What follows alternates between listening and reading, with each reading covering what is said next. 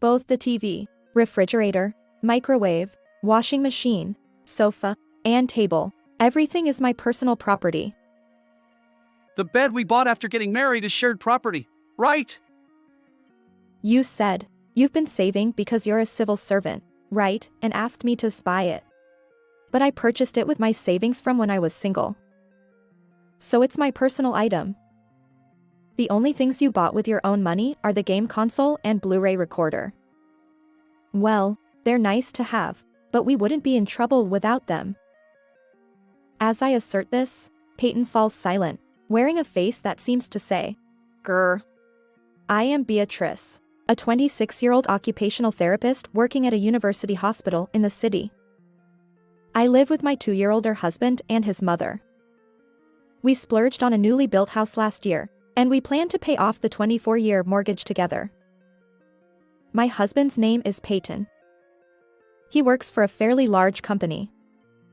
We met when I had just entered society, during my early days at the university hospital. It was at a forced group blind date that we crossed paths. I only went along to fill the members, with no particular interest in men.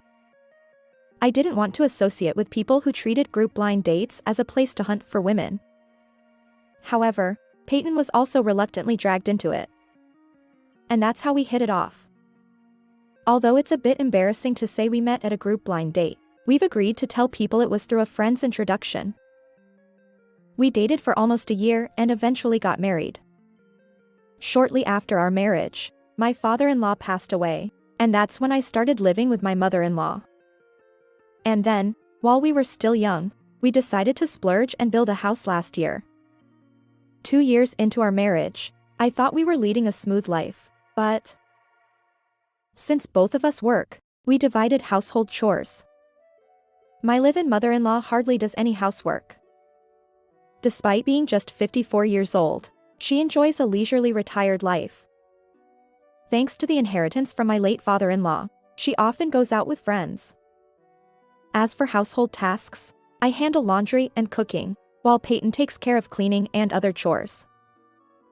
One day, as I was about to wash Peyton's shirt, I caught a faint whiff of women's perfume.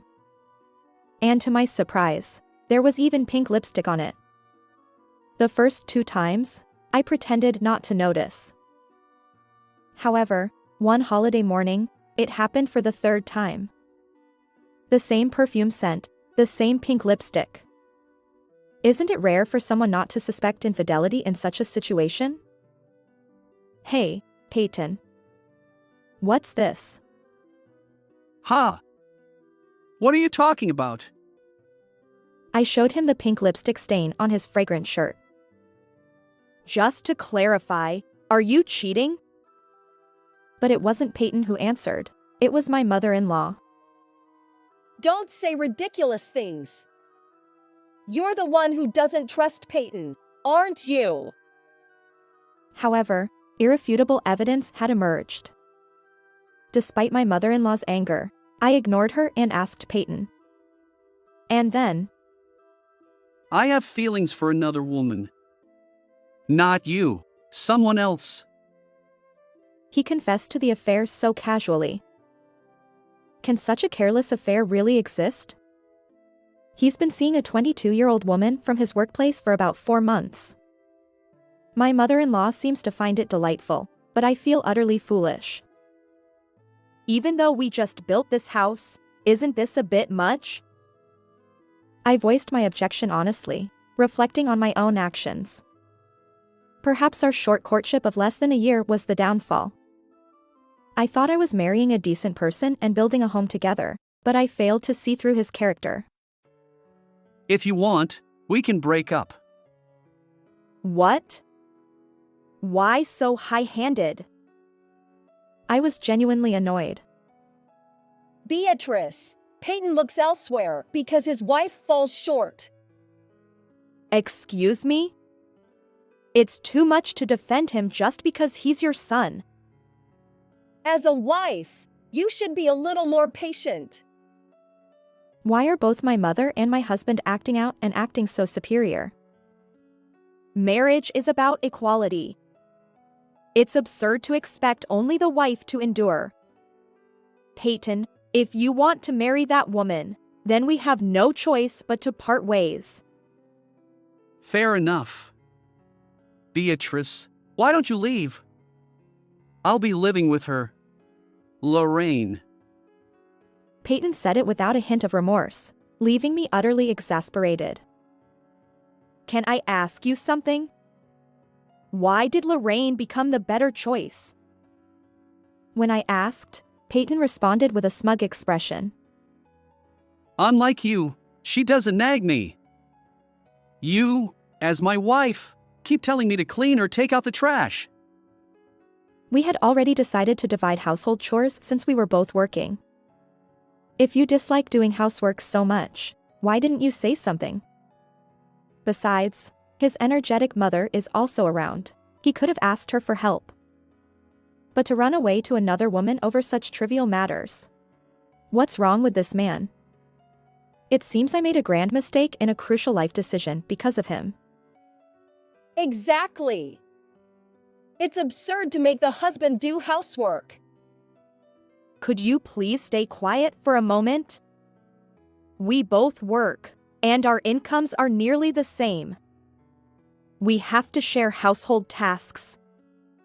What if I were to give birth? How would we manage without shared responsibilities? Your attitude is why he's finding a mistress outside. She said it with the same smug expression. This mother-in-law seems to always side with her son. Despite the situation where divorce due to Peyton's fault is inevitable, she remains assertive. Peyton, go ahead and remarry that woman. Beatrice is no good. Yeah, I'll give you 2 or 3 days, Beatrice. Please leave. Once again, he's acting superior. It irritated me, but I responded with a smile. Sure, understood. Make sure to get the divorce papers, won't you? Honestly, what am I going to do? I immediately started preparing to leave the house. Since it was Saturday, I wanted to escape by tomorrow. I'd like to go to work on Monday as if nothing happened. Or rather, I'm annoyed that I have to use my vacation days because of Peyton and his mother. I decided to discard the clothes and accessories Peyton had gifted me. I gathered only what was necessary for work and daily life. Surprisingly, I didn't need much for myself. The moving truck, which I had called in a hurry, arrived in the early afternoon, and the movers began their work promptly. Following my instructions, they carried my belongings. Peyton and my mother-in-law seemed to be out. They were probably having a meal or at the courthouse. By the time most of the items were loaded, the two of them returned, looking satisfied after their meal. Oh, Beatrice, you're still here? Sorry, but could you leave soon? Oh, don't worry. I'll disappear today. At that moment, one of the movers informed me that the loading was complete. I'll be leaving now. Take care. I got into my parked car on the premises and started the engine. From outside, I heard someone shouting strangely, "What on earth?" Then Peyton appeared, blocking my way. It was Peyton who had shouted earlier. "Hey, get out of the way! You'll get run over!" Wait. What do you mean, Beatrice? What? Did something bother you? Don't mess with me. Give me back my furniture and appliances. Furniture and appliances? You mean the ones that were loaded on the truck? Of course. Give them back. They're mine. No way! Are you trying to get compensation? Don't steal, please! They need to face reality. What do you want me to give back? Don't play dumb. There's nothing left in the house except the game console and the Blu-ray recorder. How am I supposed to play without a TV? I opened the car window and he barked at me on the driver's seat. I had no choice but to get out of the car. Was there nothing else left? Only a carpet. There's no TV or fridge. Where am I supposed to sleep without a bed? Buy a sleeping bag or something. Don't joke with me. There's only mom's stuff left. That's not right. Are you trying to extort me for exercising my legitimate rights? Peyton glared at me with a look of disbelief. I had to explain it to him clearly. What's wrong with taking my own things, my personal belongings? That's theft. They're all marital property. They're my personal belongings, you know? I checked my diary because my memory was fuzzy. They're all things that I bought. Don't lie. When we moved to this house, we couldn't afford to buy new furniture and appliances, so I've been using the ones from when I was single, right? They're still marital property. I used them too. Marital property means the assets that we built together after we became a married couple. We didn't have enough money as a couple, so I contributed my own funds. The TV, the fridge, the microwave, the washing machine, the sofa, the table. They're all my personal belongings. The bed is marital property. We bought it after we got married. I was a public servant, so you said I must have saved a lot, right? And you asked me to buy it. I bought it with my savings from when I was single, so it's mine.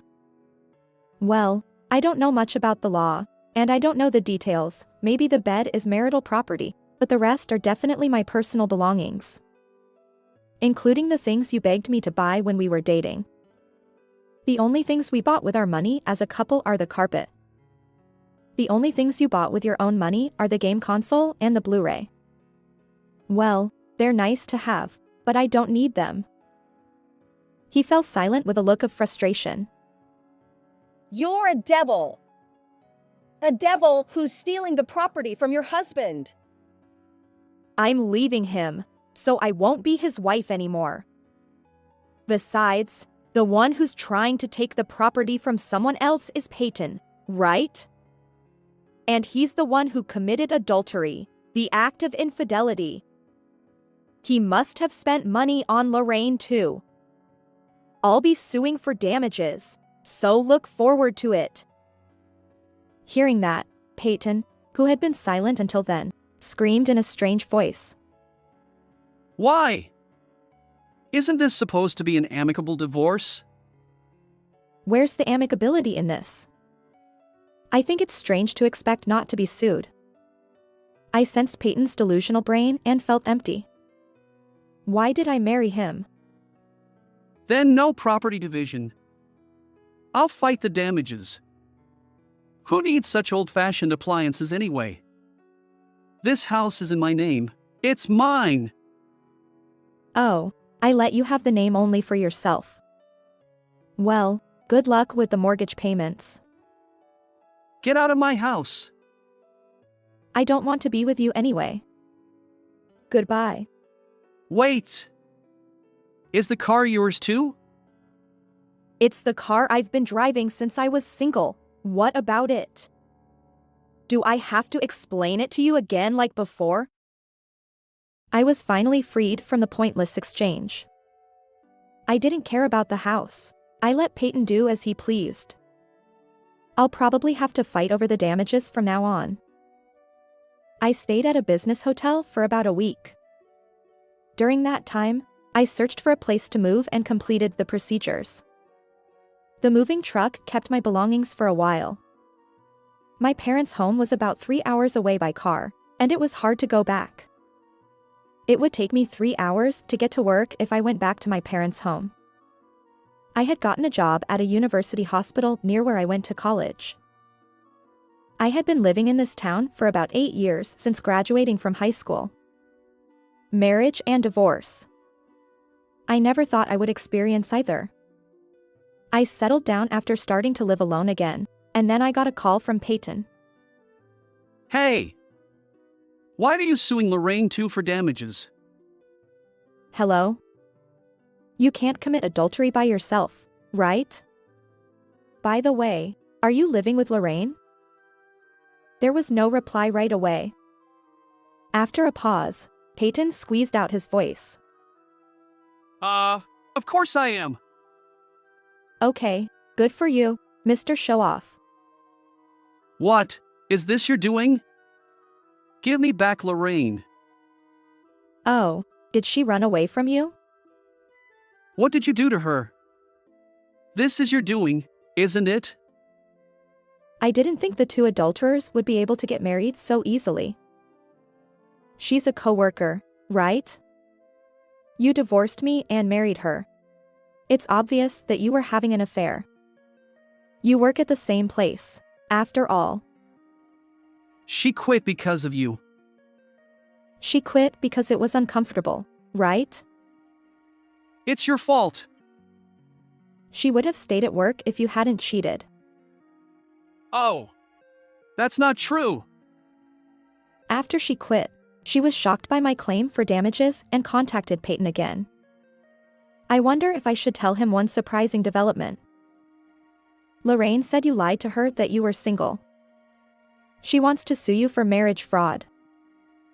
What? She said she wants to claim damages for being deceived. Lorraine just joined the company as a new graduate, right? We got married before she joined. How wicked of you to deceive such a girl. Actually, I met Lorraine at a cafe the other day. It was easy to contact her through Peyton's coworker. The coworker was more sympathetic to me than to Peyton. When I greeted her as the ex-wife, Lorraine was trembling.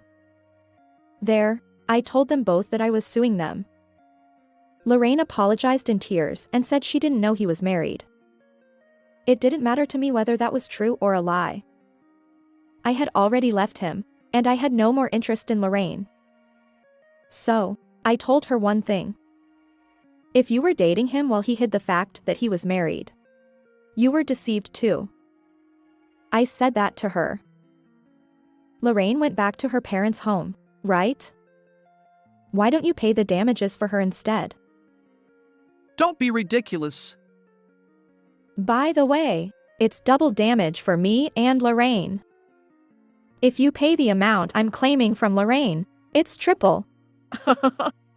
Don't laugh. But it's someone else's problem. I can laugh. Peyton was ranting on the other end of the phone, but it didn't solve anything. I ended the call, saying I'll let my lawyer handle the details. Peyton paid me about $10,000 in damages.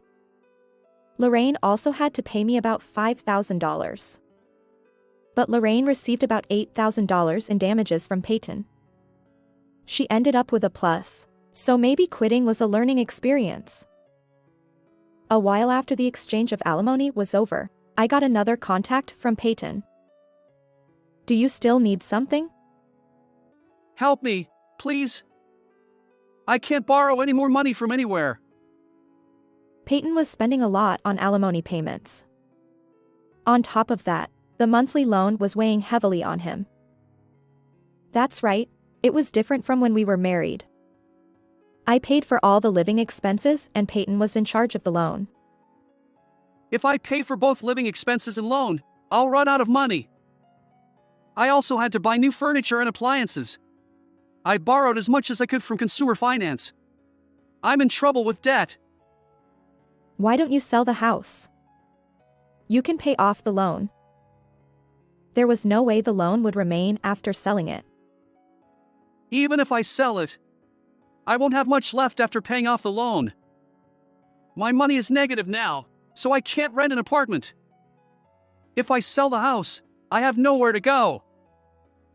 Still, it would be better to reduce the debt than to keep carrying a large one. Peyton had lost the ability to make such important decisions. Why don't you sell the house and reduce the debt, and get some protection from the government? Mom says she hates the shame. It's not the time to talk about shame. Anyway, just sell the house. The debt will decrease. He should have sold the house and moved to public housing as soon as we broke up. I didn't say that. If he had done that, the loan would have been repaid before the wallet went bust. Peyton had become a debt hell by clinging to that house. Please, Beatrice, lend me some money. I quit my job and ran away with money borrowed from my colleagues. Dad's inheritance is gone, too, Mom says. The part 1 inherited is gone, too, for living in loan. It sounds pitiful if you only hear this, but I was also a lot of things, being cheated on and divorced. I have no reason to help Peyton, who I broke up with. There was no child between us. No one would blame me for cutting ties. Hey, we broke up because of infidelity, right? I was cheated on and kicked out, you know? Don't you have any relatives or people who can help you? Just go bankrupt and give up your vanity and get some help from the government. I can't do anything for you, and I have no reason to. Beatrice, please reconcile. The former mother-in-law seemed to have interrupted the phone call. Let's live together again. Call me Mom. You can remarry Peyton. I'll forgive you. That's worse than lending you money. Now that the divorce is over, Peyton only knows my cell phone number. They know my parents' house, of course, but they probably won't ask for help. Can you please stop contacting me? We're divorced, you know. We're strangers. Oh! What an ungrateful wife! I'm not a wife anymore, so I have no reason to talk. The former mother-in-law who ate up her husband's inheritance in a few years was pretty bad, too. I quietly hung up the phone and blocked the call. If they contact me again or contact my parents' house, it will probably be a stalker case and go to the police. It's been almost a year since the divorce. I haven't heard from Peyton and his mother. I heard a rumor from Peyton's coworker who lent him money and got scammed. Peyton and his mother abandoned everything and ran away to escape from the debt collectors. They seem to be living on the streets, changing places every day. By chance, I drove by the house where we lived during our marriage. The exterior had changed and there were strangers living there. Well, if the two of Peyton and his mother are alive, that's fine. I'm enjoying my life every day, and there's someone I'm interested in. But this time, I'll date him for a bit longer and make sure. How did you like this story? Please subscribe to the channel. See you in the next video.